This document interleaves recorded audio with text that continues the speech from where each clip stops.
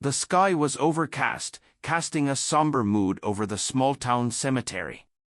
A group of mourners stood gathered around a freshly dug grave, their heads bowed in sorrow. Eleanor had been a kind soul, someone who had dedicated her life to helping others, both humans and animals alike. Her passing had left a deep void in the community. People whispered about how sudden her death had been. She had always been strong, full of life, yet now she was gone. Friends, neighbors, and even strangers had come to pay their final respects. The priest stood before the coffin, speaking solemn words about Eleanor's generosity, her compassion, and the countless lives she had touched. As the priest continued, a hush fell over the crowd. People turned their heads, eyes widening in disbelief. From the distance, emerging from the thick tree line near the cemetery, a large brown bear walked forward with slow, deliberate steps. Gasps rippled through the crowd, some stepping back in fear while others stood frozen in place. The bear was massive, towering over even the tallest men, its fur thick and unkempt. Its dark eyes were locked onto the wooden coffin resting above the grave. The animal moved closer, its heavy paws pressing into the damp earth, leaving deep imprints behind. Some mourners whispered frantically, urging others to move away. A few parents clutched their children's hands tightly, their instincts screaming that the creature was dangerous. Yet the bear did not behave aggressively. It did not growl or roar. Instead, it approached with a solemn, almost sorrowful demeanor. It stopped just a few feet from the coffin, lowering its head slightly as if paying its own respects. A few elderly townspeople exchanged looks, recognition dawning in their eyes. Some of them remembered stories about Eleanor and the bear from years ago, though many had dismissed them as exaggerated tales.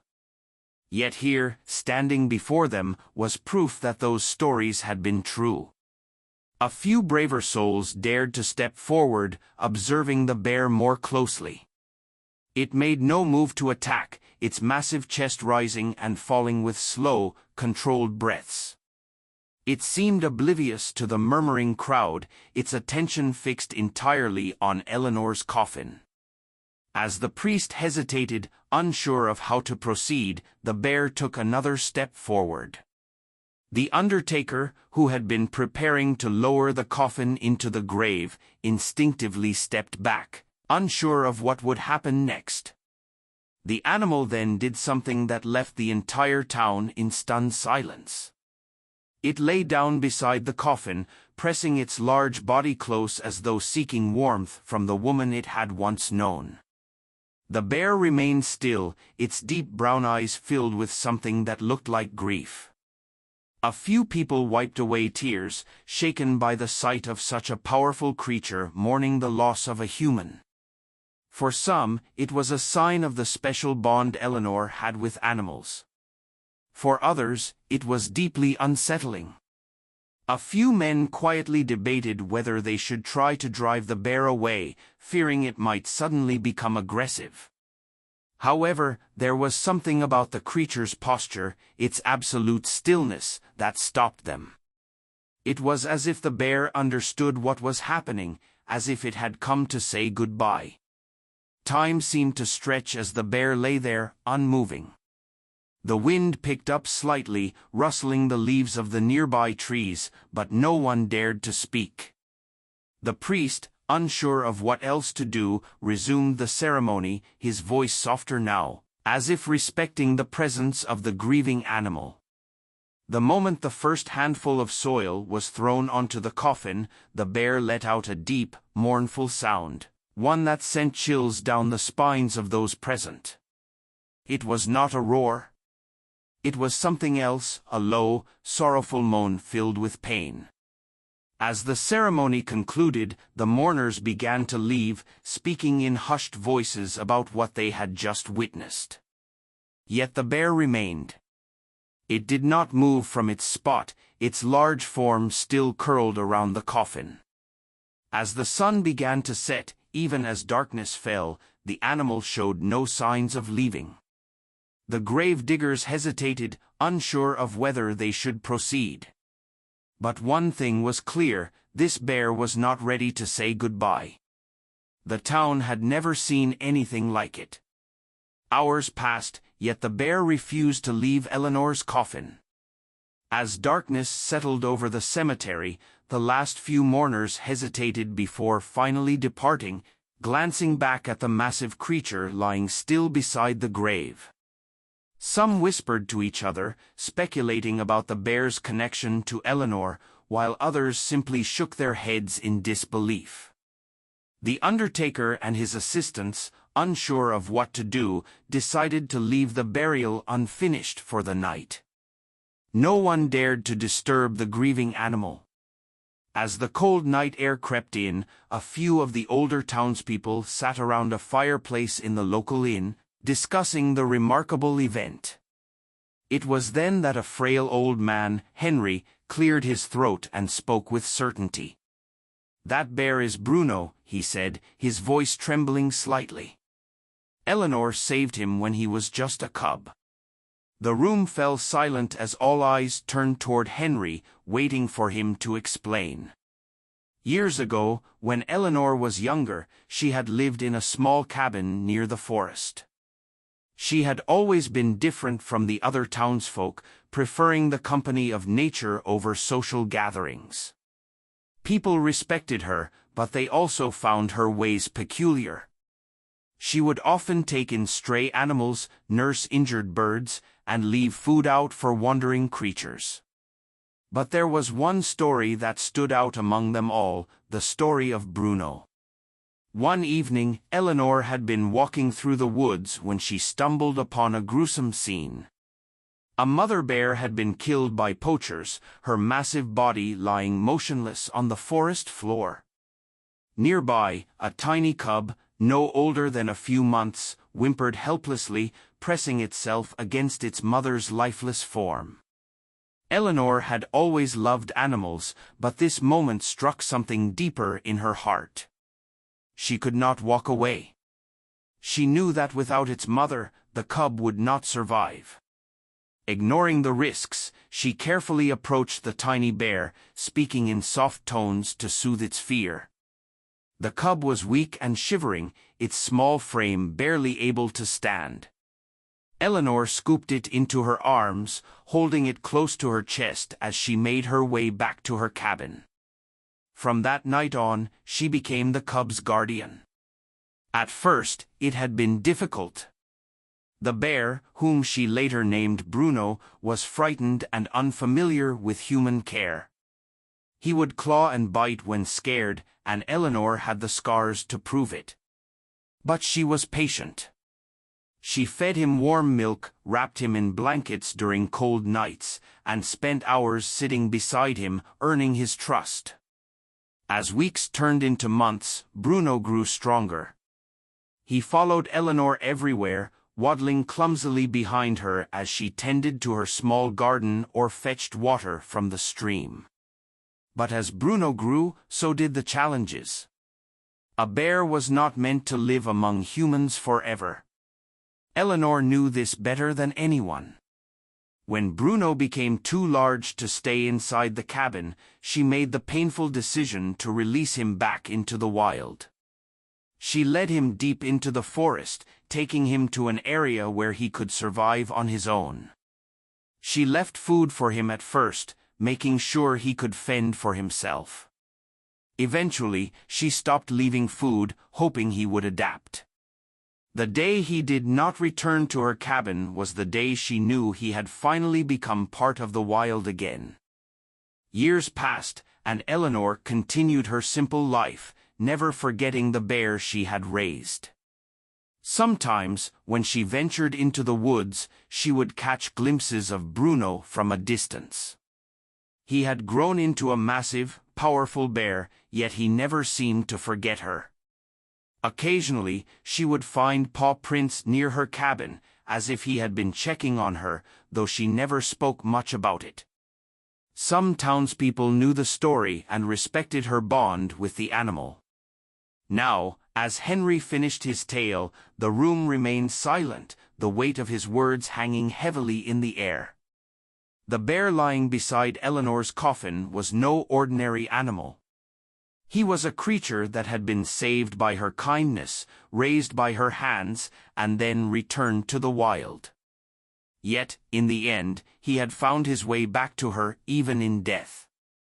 The next morning, when the townspeople gathered again at the cemetery, Bruno was still there. The grave diggers, hesitant to move forward with the burial, waited for guidance. Some suggested calling animal control, fearing that the bear would never leave. Others, however, believed that Bruno deserved time to grieve, just as any human would. The sight of the massive creature mourning its former caretaker stirred something deep within the townspeople. Many who had once been wary of Eleanor's bond with animals now saw it in a different light. The bear had come not as a threat but as a companion in sorrow. As the sun rose higher in the sky, whispers of doubt began to spread. Why had Eleanor passed so suddenly? She had not been sick. She had not shown any signs of weakness. The timing of her death, so unexpected, unsettled some of the townsfolk. It was then that Dr. Harrison, the town's physician, began to question if something more had happened. The pieces of the puzzle did not quite fit. Something was wrong. The sun climbed higher in the sky, casting long shadows over the cemetery as the townspeople returned, hoping to see whether the bear had finally left. But Bruno had not moved. He remained by Eleanor's coffin, his massive body stretched across the ground, his head resting near the wooden lid as if he could still feel her presence. His breathing was slow and heavy, and his eyes held an unmistakable sadness. Some townspeople whispered that it was unnatural for a bear to behave this way, while others believed it was the purest form of grief they had ever witnessed. As the hours passed, the discussions among the townsfolk grew more divided. Some felt the bear needed to be driven away before he became a danger to the public. Parents worried about their children wandering too close. A few men, armed with rifles, suggested that the only way to resolve the situation was by force. But before any decision could be made, an elderly woman named Margaret stepped forward. She had known Eleanor well and had always admired her deep connection with animals. With careful steps, she approached Bruno, her frail hands holding a small bowl of water. The crowd watched in silence as Margaret knelt a few feet away from the bear. She placed the bowl on the ground and whispered softly, though no one could hear her exact words. Bruno did not react aggressively. Instead, he lifted his head slightly, his dark eyes glistening in the morning light. He looked at Margaret, then at the bowl, but did not move any closer. After a long moment, he let out a deep sigh and rested his head back against the coffin.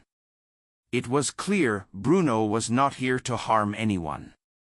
He was mourning. The sight of the grieving bear stirred emotions even in those who had been skeptical. Some began bringing food and water, setting it down near the grave, though Bruno ignored it all. It was as if he had no interest in anything but being close to Eleanor. The funeral had ended the day before, yet the town could not move on, not while Bruno remained at the cemetery, unwilling to leave.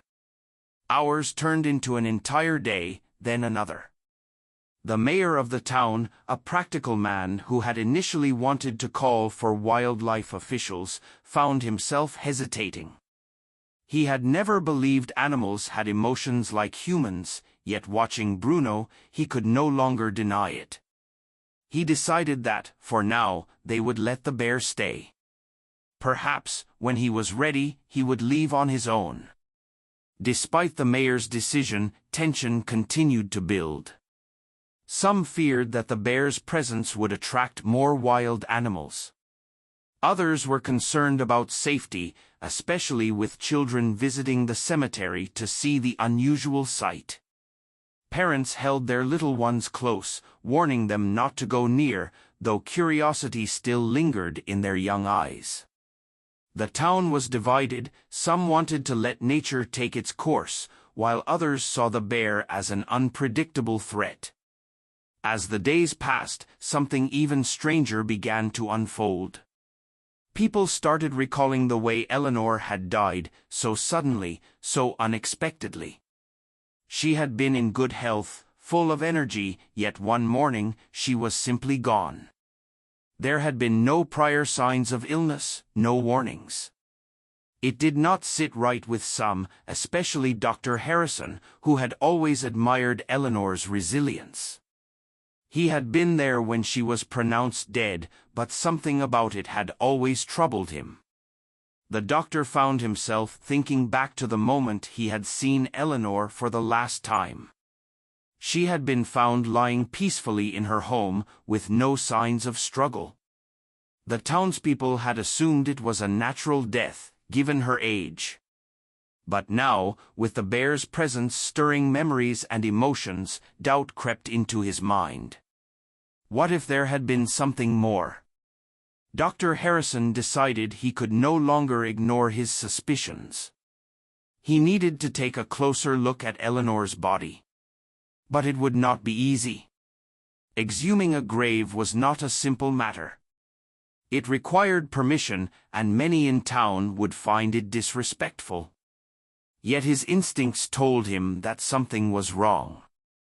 As he watched the bear lying next to the coffin, refusing to leave, he began to wonder, did Bruno sense something that no one else could?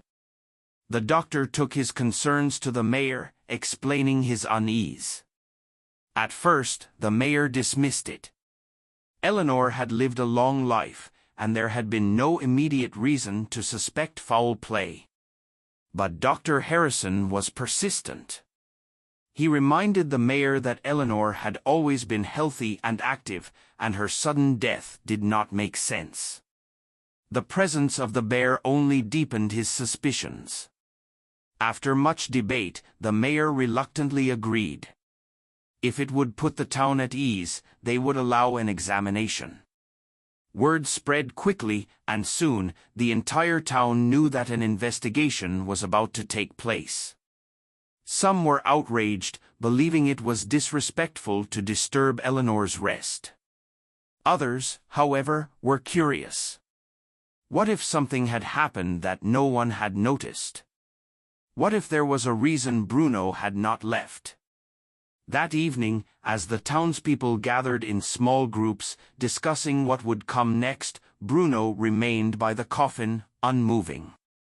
He had barely eaten, barely reacted to the people who had come and gone. He seemed to be waiting for something. Whether it was closure or the truth, no one could say.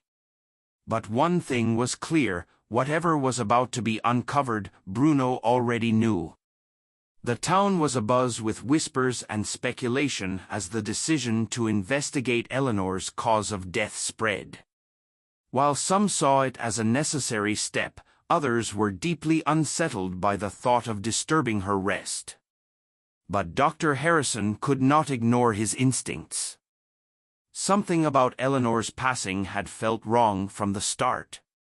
And now, with Bruno's inexplicable grief, he was convinced that there was more to the story.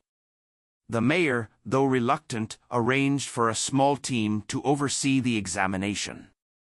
Eleanor's closest friends and a few trusted officials were present, ensuring that the process was handled with care and respect. As the wooden coffin was gently lifted from the grave, the crowd watched in silence. The air was thick with tension, and even the birds in the trees seemed to have gone quiet. Bruno, who had remained by the grave for days, suddenly lifted his head. His ears perked up, and his dark eyes fixated on the men carefully unsealing the coffin. His massive body tensed, but he did not move. It was as if he sensed that something important was happening. The people closest to the scene exchanged nervous glances, half expecting the bear to react violently. But instead, he simply watched. Dr. Harrison took a deep breath before leaning in. Eleanor's body had been well preserved, her peaceful expression unchanged since the day she had been laid to rest. At first glance, nothing seemed out of the ordinary. There were no marks, no signs of struggle, just as it had been when she was first discovered. But as the doctor examined her closely, a flicker of doubt passed through his mind. He checked her hands, her skin, her eyes, looking for anything that might explain the unease he felt. And then, as he gently lifted the delicate fabric around her neck, his heart skipped a beat. There, just beneath the skin, was a faint discoloration, a tiny mark barely visible to the untrained eye. His breath caught in his throat. This was not the natural passing of an elderly woman. This was something else entirely. Dr. Harrison turned to the mayor, his voice low but urgent. "She didn't die of natural causes," he said. The mayor frowned, stepping closer. "What do you mean?" he asked, though the concern in his eyes showed that he already suspected the answer.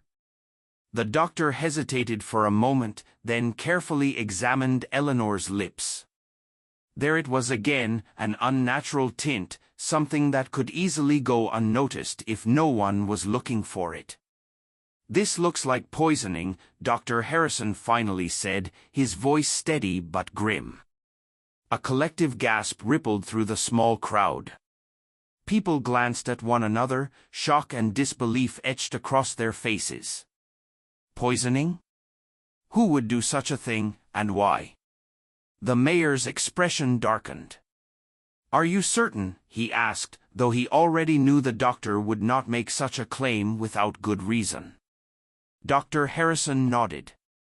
"I'll need further tests to be completely sure, but everything points to it. Someone didn't want Eleanor to live." The revelation sent waves of unease through the town. Eleanor had been beloved by so many. Who could possibly have wished her harm? The mere thought of foul play unsettled everyone, especially those who had considered her a friend. The news spread quickly, and by evening, the entire town was talking about it. As night fell, Bruno remained at the cemetery, watching from a distance as people whispered among themselves. Some now saw his presence in a different light. Perhaps he had known all along. Perhaps he had sensed that Eleanor's death had not been natural. And if that were the case, what else did he know? The bear's loyalty took on a new meaning. He had not simply come to mourn, he had come because something was wrong. The more people thought about it, the more they realized that animals often sensed things before humans did. Had Bruno been trying to tell them something all this time? Dr. Harrison knew that the Rayol work was only beginning. Eleanor's sudden death had been suspicious from the start, and now, with evidence pointing to poisoning, he needed to uncover the truth. Who had done this, and what had they hoped to gain? He did not have the answers yet, but one thing was certain: Eleanor had been taken before her time, and Bruno, her oldest and most faithful companion, had known it before anyone else.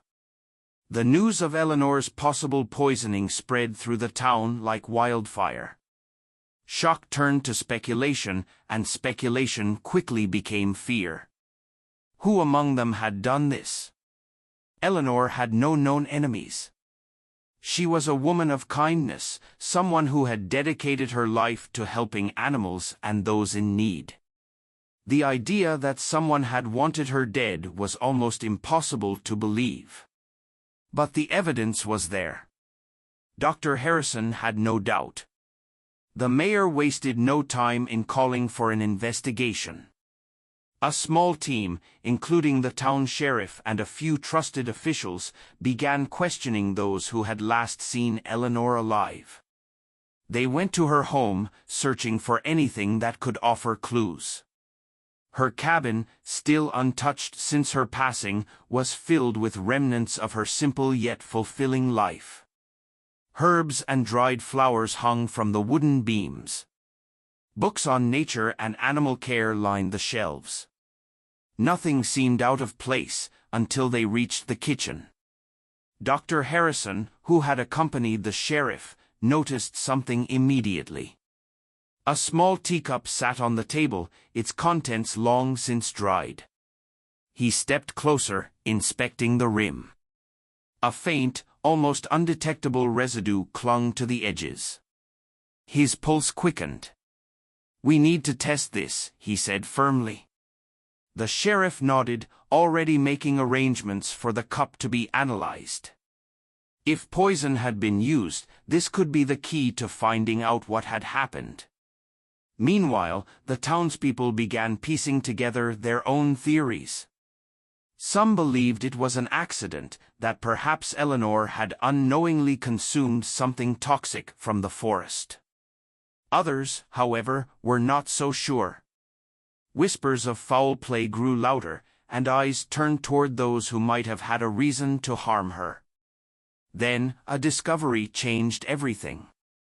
The town's clerk, while reviewing old records, found something unusual. Eleanor had owned a large piece of land, far more than most had realized. It had been in her family for generations, but she had never spoken about it much. Recently, however, there had been talks of development in the area. If sold, the land could have been worth a fortune. But Eleanor, true to her nature, had refused to part with it. She had wanted it to remain untouched, a sanctuary for the wildlife she loved so dearly. This revelation sent suspicion in a new direction. Had someone wanted Eleanor out of the way to claim her land? The idea made people uneasy. Who would have had the means to poison her? Who stood to gain the most? Dr. Harrison and the sheriff dug deeper. They examined Eleanor's will, which had been updated just a year before her death.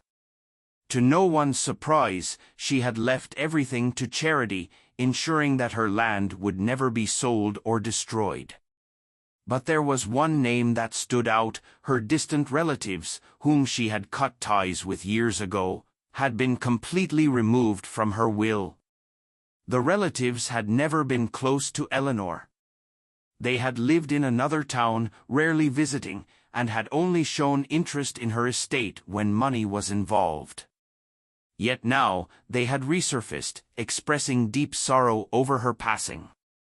To those who knew Eleanor well, their sudden concern seemed insincere. As the investigation continued, more pieces of the puzzle began to fall into place. It was soon discovered that one of these relatives had been in town the week before Eleanor's death. A neighbor recalled seeing a man she did not recognize near Eleanor's home late one evening. Another claimed to have overheard a conversation about getting what's owed. At first, these seemed like small, unrelated details. But as they gathered more information, a disturbing truth began to emerge. Dr. Harrison's test confirmed their worst fears. The teacup had contained traces of a toxic substance, one that could have easily caused Eleanor's death without leaving obvious signs. The poison had been carefully chosen, designed to mimic a natural passing. But why? The answer was now clear. Someone had wanted Eleanor gone before she could make her final wishes legally binding. The sheriff and his team wasted no time in tracking down her relatives. When confronted, one of them, a man named Richard, grew nervous. He denied everything at first, but his lies quickly unraveled. Witnesses placed him near Eleanor's home, and further investigation uncovered documents showing that he had been seeking legal advice about her estate just days before she died. It was all the proof they needed. Richard had poisoned Eleanor, hoping to inherit her land before she could finalize her plans to donate it. When the truth was finally revealed to the town, there was a mix of relief and heartbreak. Eleanor had not died naturally, she had been taken too soon, betrayed by her own blood. The knowledge stung, but at least justice would be served. Richard was arrested, and legal proceedings began to ensure that Eleanor's final wishes would be honored.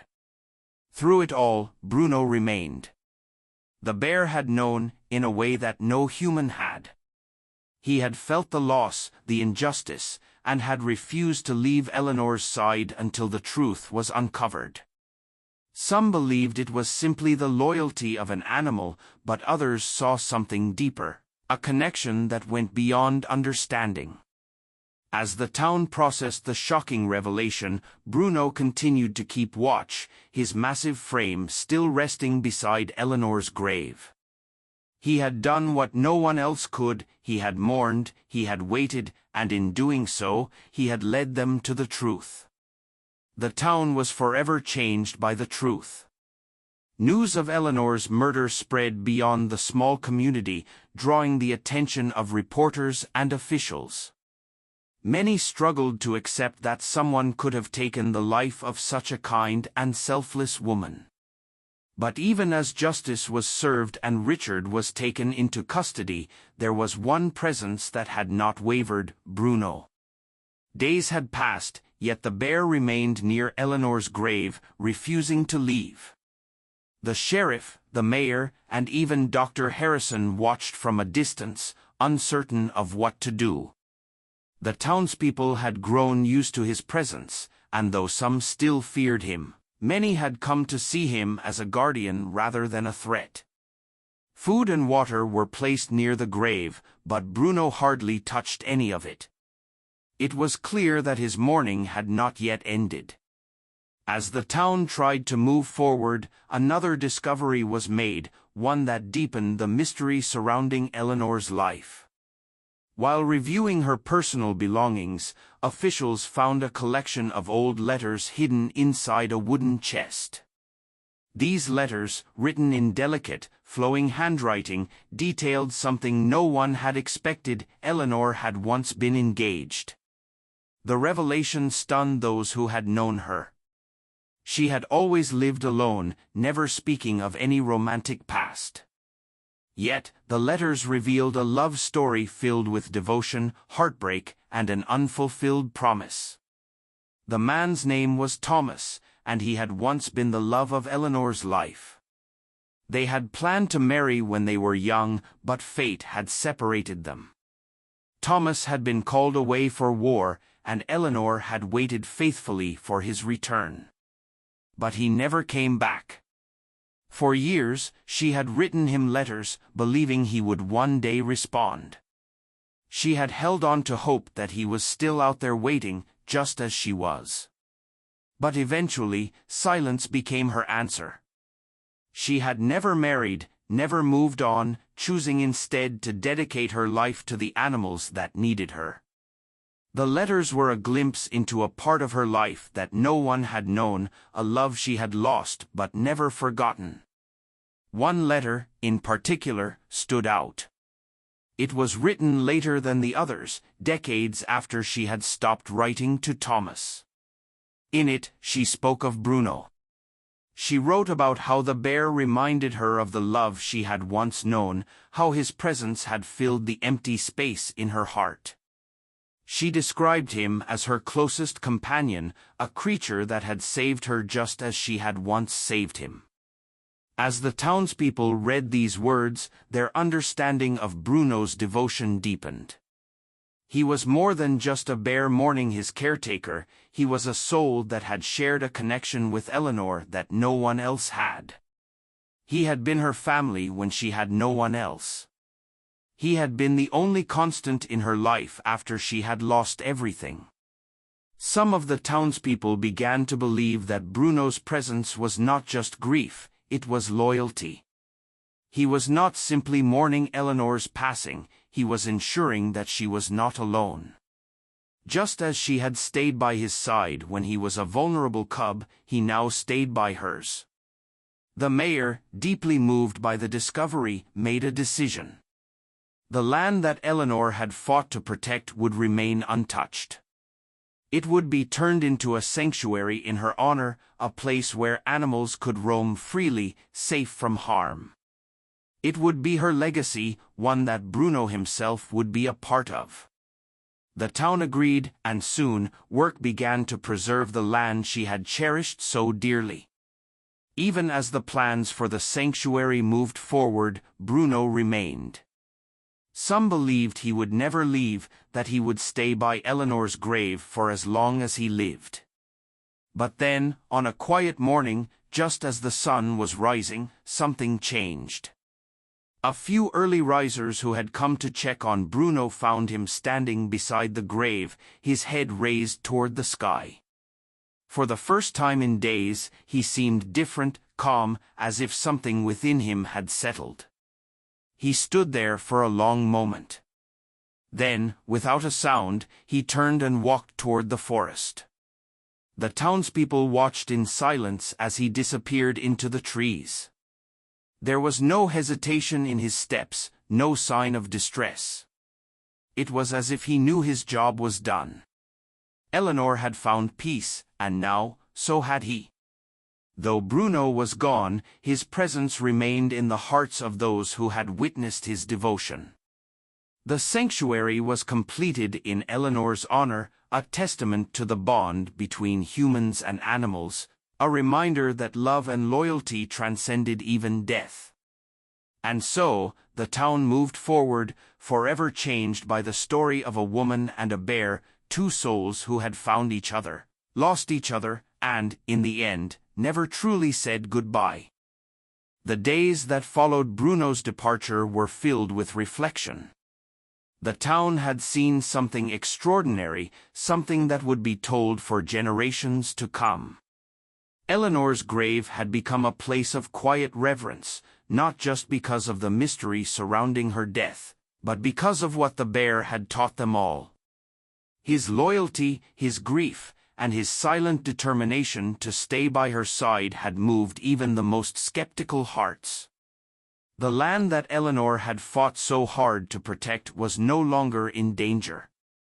Instead, it had been transformed into the Eleanor Wildlife Sanctuary, a place where animals could roam freely, without the threat of hunters or developers. The people who once saw animals as distant, untamed creatures now viewed them with new understanding. The story of Eleanor and Bruno had changed them, reminding them that love and devotion were not limited to humans alone. Bruno was never seen in town again. Some believed he had returned to the deepest parts of the forest, back to the life Eleanor had once wished for him. Others believed he still watched over her, perhaps returning to the grave in the quiet of the night when no one was around. Either way, he had left on his own terms, his final act one of acceptance. His job was done. Dr. Harrison continued to visit Eleanor's grave, often bringing fresh flowers as a sign of respect. He had been the one to uncover the truth, but he knew that, in some way, Bruno had always known. The bear had sensed the loss before anyone else, had understood the injustice when others did not, and, in his quiet, unwavering presence, had led the town to the answers they never would have sought on their own. The sanctuary became a lasting tribute, not only to Eleanor but to the connection between humans and the creatures they shared the world with. Visitors came from other towns, drawn by the story that had spread far beyond the cemetery gates. People stood by Eleanor's grave, reading the plaque that honored her life, and some left small tokens, flowers, stones, even drawings of a bear standing protectively over a woman's coffin. The town had changed, but one thing remained certain: the bond between Eleanor and Bruno was not something that could ever be forgotten. It had transcended time, words, and even death. It was a testament to love, loyalty, and the kind of friendship that needed no explanation. If you were moved by this story, be sure to subscribe to our YouTube channel for more incredible tales of loyalty, survival, and the unbreakable bonds between humans and animals. Every story holds a lesson, every connection has meaning, and we are here to share them with you. Don't forget to like the video, leave a comment, and turn on notifications so you never miss an inspiring story again. Thank you for watching, and we'll see you in the next video.